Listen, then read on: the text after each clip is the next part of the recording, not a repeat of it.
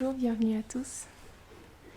Aujourd'hui, nous allons continuer notre lecture du Srimad Bhagavatam.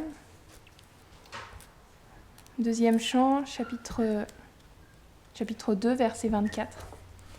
Avant de parler, je demande les bénédictions de mon maître spirituel, de Srila Prabhupada, de toute l'affiliation spirituelle et de tous les dévots assemblés. Om Namo Bhagavate Vasudevaya. Om Namo Bhagavate Vasudevaya. Om Namo Bhagavate Vasudevaya. Om Namo Bhagavate Vasudevaya. Om Namo Bhagavate Vasudevaya.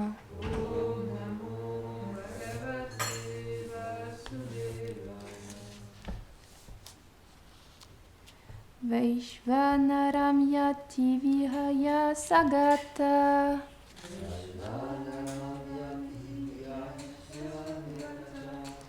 Sushumnaya brahmapatena shochisa.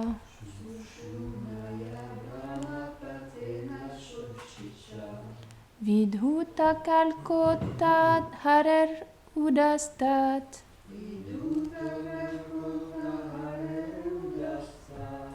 Prayati chakram nripashai shumaram.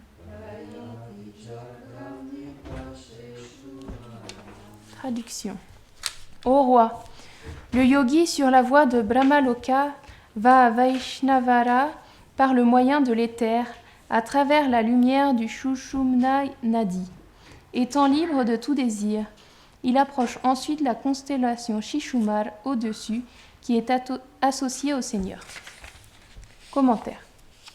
Srila Vishwanath Chakravarti Thakur explique qu'un yogi se rend d'abord à la planète du demi-dieu maître du feu, Vaishvanara, par le moyen de l'éther, en passant à travers le Sushumna Nadi par la voie menant à la planète de Brahma.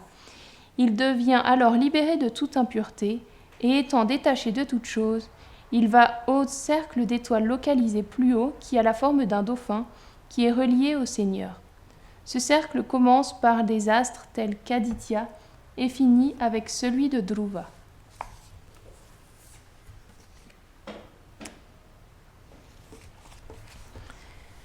Om Agyanatimirandasya Gyananjana Sharakaya Shakshurun Miritam Yena Taismai Shri Urave Namaha. Shri Krishna Chaitanya Prabhu Nityananda Shri Advaita Gadadhara Shri Vasadi Gaura Bhaktavrinda. Hare Krishna Krishna Krishna Hare Hare, Hare Rama Rama Rama Hare Hare. Vrindaye Tulasi Deviaye Priyaye Keshavasya Cha Krishna Bhakti Pradedevi Satyavatiye Namo Namaha. Namo Vishnu Padaya Krishna Prashtaya Bhutare Shrimate Bhaktivedanta Swaminiti Namine. Namaste Saraswate Deve Gauravani Pracharine Nirvishesha Shunyavadi Paschatya Deshatarine.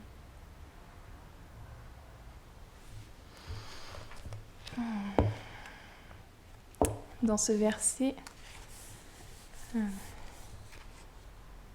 nous explique comment les grands yogis y font pour atteindre les planètes spirituelles, les différentes étapes. Ça nous paraît tellement difficile, loin par rapport à ce qu'on est capable de faire.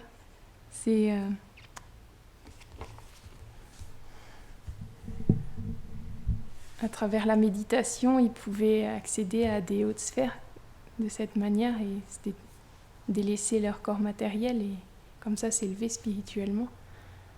Mais pour faire ça, il faut être un très grand yogi. C'est pour ça que dans cet âge-là, vu qu'on n'a pas ces qualifications-là, il y a Chaitanya Mahaprabhu qui est venu pour répandre sa miséricorde et qui nous a donné l'opportunité de pouvoir avancer et atteindre notre but spirituel d'une manière qui est accessible pour nous, à travers le chant du Mahamantra. Et qui nous a permis d'avoir accès à ça sans même avoir la qualification. C'est ce qu'on appelle la miséricorde. Krishna, on dit souvent que c'est la justice. Et justement, je partageais une histoire hier avec Shyamala que j'ai lue dans le Srimad Bhagavatam, qui montre à quel point il est droit. Parce que lorsqu'il est à Dwarka, à un moment, Krishna, il y a Pradyumna et différents yadus comme ses fils, etc., qui se rendent. Ils s'éloignent de Dwarka, je ne sais plus s'ils sont dans la forêt ou ils sont dans un autre endroit en tout cas, et à un moment ils deviennent très assoiffés. Donc ils cherchent de l'eau et ils trouvent un puits. Donc ils essayent de puiser de l'eau, mais ce puits est asséché. Donc ils ne peuvent pas se désaltérer. Et qu'est-ce qu'ils voient au fond de ce puits ? Un géant lézard. Alors ils prennent pitié de ce pauvre lézard qui est coincé dans ce puits asséché et ils essayent avec des lanières de cuir de le sortir de là. Mais ils ont beau essayer, ils n'y arrivent pas. Alors qu'est-ce qu'ils vont faire ? Ils vont chercher Krishna pour qu'il sorte ce lézard de sa condition, et Krishna il vient pour aider le lézard qui est coincé dans le puits asséché. Et il le prend tout simplement et il le fait sortir comme ça. Et immédiatement, au contact de Krishna, il y a un être merveilleux qui se manifeste au lieu du lézard. En fait, le lézard laisse place à cet être qui était en fait un grand roi qui a vécu pendant un temps dans cette forme de grand lézard et qui a été libéré par le contact de Krishna. Et à ce moment-là, il lui offre des prières et il lui raconte son histoire. Une histoire extraordinaire. C'est un grand roi qui s'appelait... je crois que c'est Nadri, il me semble que c'est ça, si je ne me trompe pas. Ou Atri. Non, c'est Atri, je crois. Bon, c'est quelque chose dans ces sonorités-là. Désolée, c'est compliqué, il y a tellement de noms dans le Srimad Bhagavatam que j'arrive pas à tout retenir. Mais ce grand roi, il était très pieux et il faisait plein d'activités... de bienfaisance même, des activités pieuses. Il faisait plein d'activités pieuses, il aidait énormément les brahmanas. Il avait même fait à un moment, il faisait des grands sacrifices et il avait donné autant de vaches aux brahmanas qu'il y a de grains de sable sur la terre. Alors, c'est beaucoup. Énormément de vaches.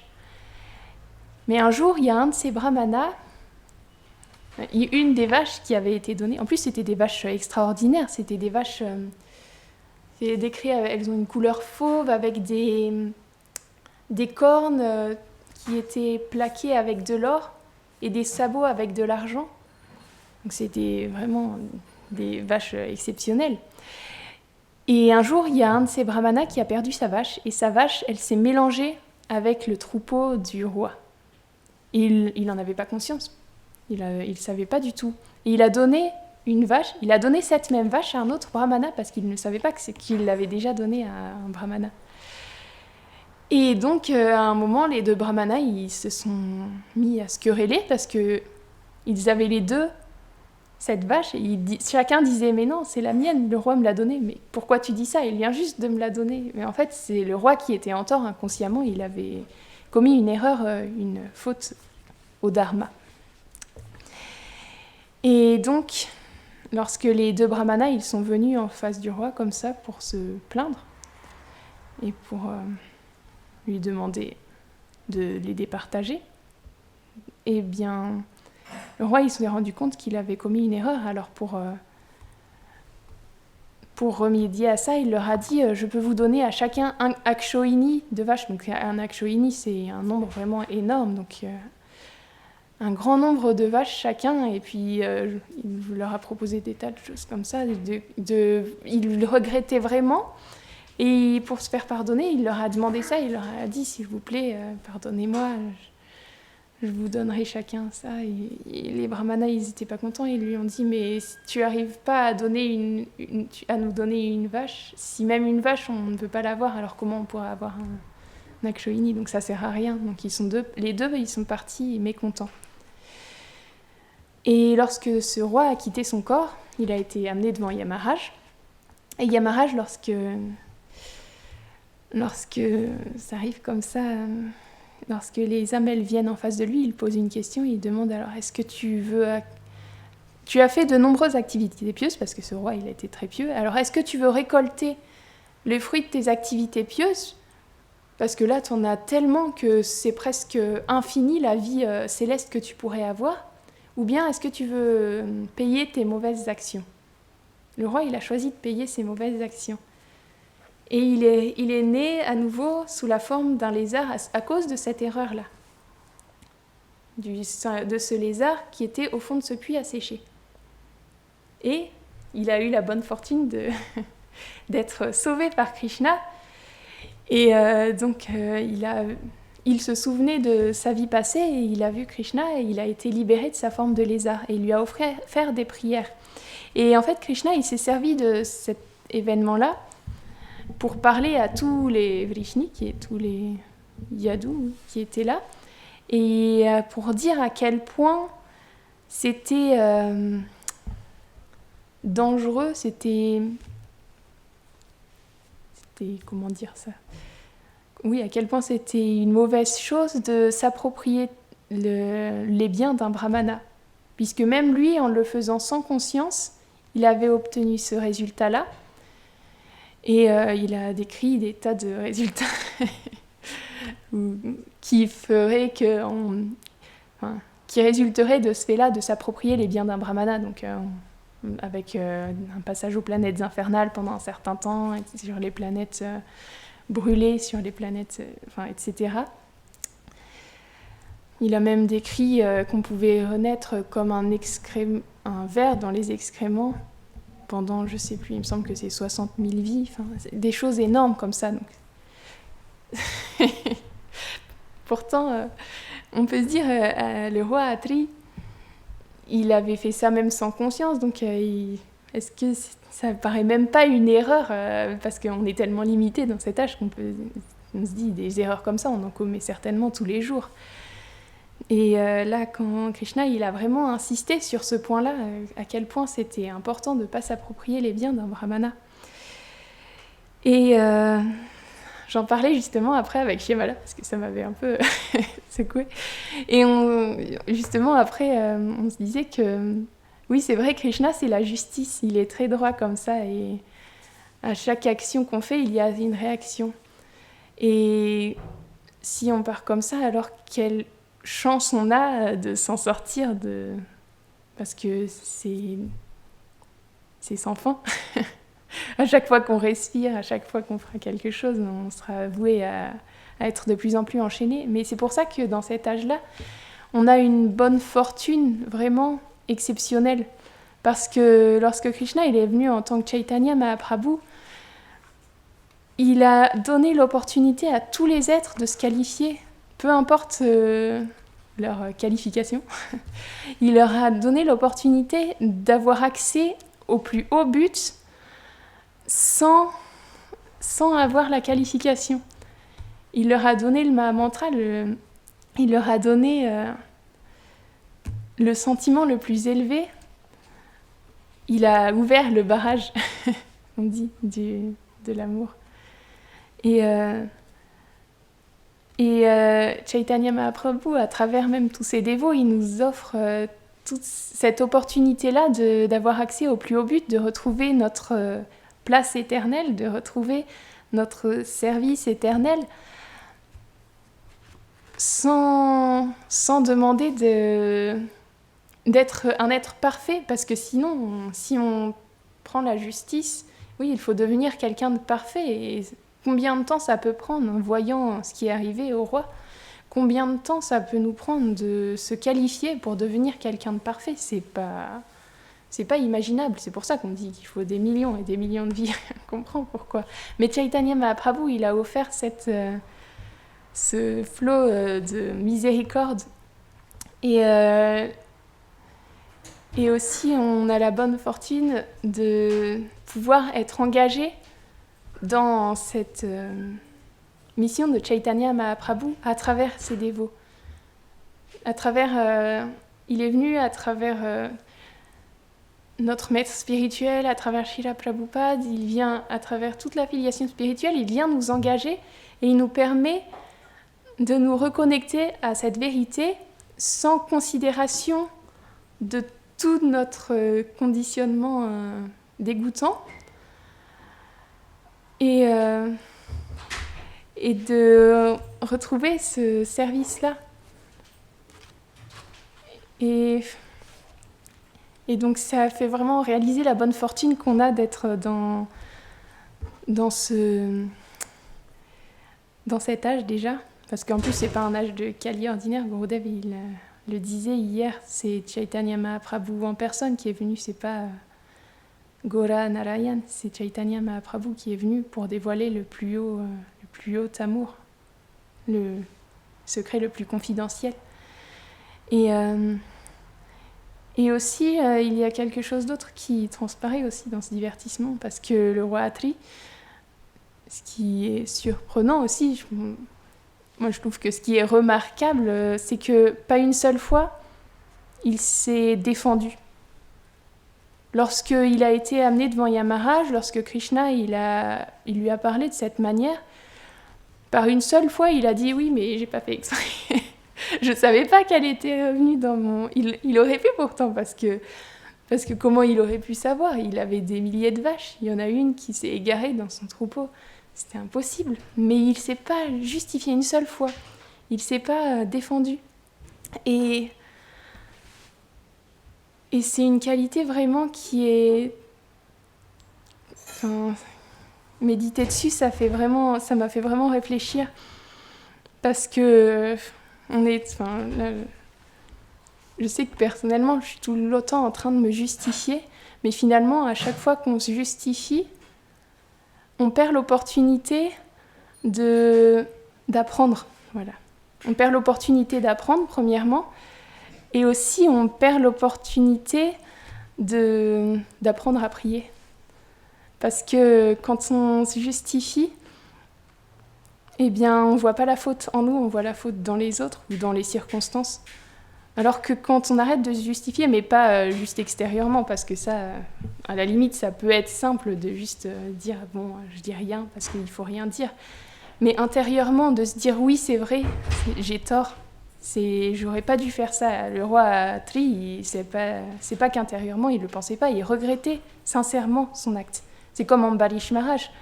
Il regrettait sincèrement, il ne s'est pas justifié une seule fois auprès de Durvasa Muni, il regrettait sincèrement de l'avoir mis dans cette situation.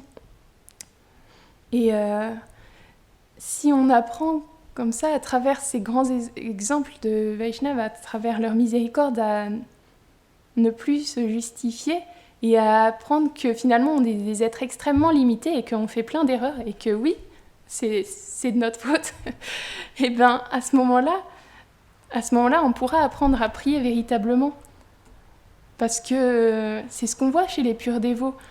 Quand on voit Bhaktivinoda Thakur, comment il prie, pourtant c'est un Nityasiddha. Et il prie, il dit « oh, j'ai gâché ma vie ». Il veut simplement être un chien à la porte des Vaishnavas. Et c'est ça qu'il faut qu'on apprenne à développer, à prier sincèrement, à se rendre compte qu'on n'a aucune qualité, aucune qualification. Et parce que c'est que comme ça qu'on pourra prier sincèrement, et c'est que en priant sincèrement que vraiment on pourra baigner dans la miséricorde des Vaishnavas. Donc c'est ce que je voulais partager avec vous aujourd'hui. Ça apprend à développer donc la conscience qu'on n'a aucune qualité, et on peut voir en opposition dans les divertissements de Krishna aussi. On nous montre qu'est-ce que ça donne de penser qu'on est quelqu'un. Parce que dans ces divertissements, il met aussi en pouvoir des personnes qui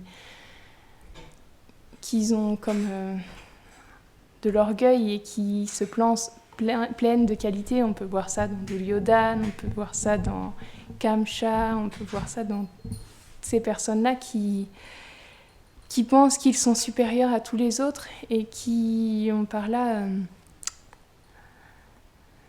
développé comme de la haine envers Krishna. Et c'est le cas par exemple de Rukmi qui est le frère de Rukmini. Et Rukmi, il voulait marier sa sœur Rukmini à... Non, je me rappelle. Shishupal, c'est ça, merci. À Shishupal.